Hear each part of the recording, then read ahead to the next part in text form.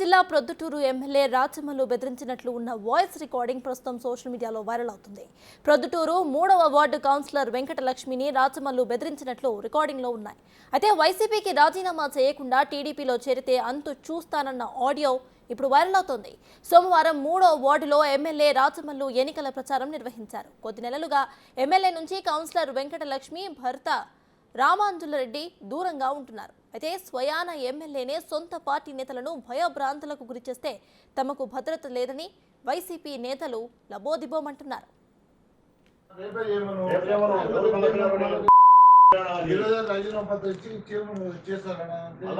నీ విషయంలో వాడు ఇంటి కాడికి వచ్చేది కాదు, నేనే వస్తా.